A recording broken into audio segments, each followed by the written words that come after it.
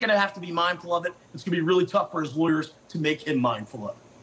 Well, yeah, I mean, because you worked in the Trump White House. I mean, this is the kind of behavior on his part that I would imagine makes Trump lawyers, reconsider what they're doing with their lives, I suppose.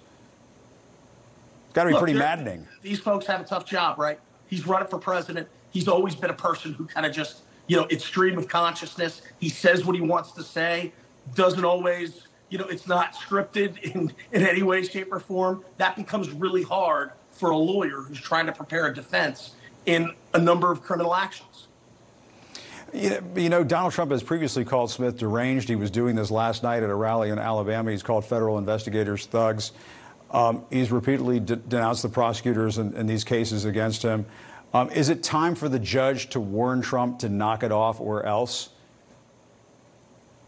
Making comments about the special prosecutor, making comments about the agents involved in the case, generally speaking, is something the judge is going to look at closely every time he does it. So the more he does it, the more he's going to open himself to more and more scrutiny and be subject to perhaps sanctions and other things that, inside of this case that could cause him some real trouble. And the judge was very clear in her initial hearing that, it's a crime to intimidate witnesses, bribe witnesses, make threats against witnesses, that's a crime. And she warned them specifically of those issues.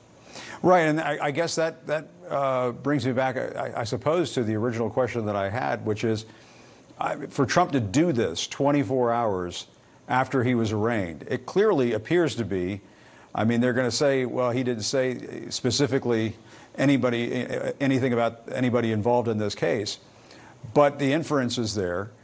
Does the judge at this point have what she needs to essentially put some guardrails on Trump and say, no more social media posts, you're done? There's no way she's going to say that there are no more social media posts by someone running for public office, let alone president of the United States. There's just no way a judge is going to do that. These cases. She has a reputation for being very thoughtful in terms of being a judge, and she's going to have to keep those guardrails on as it relates to witnesses. And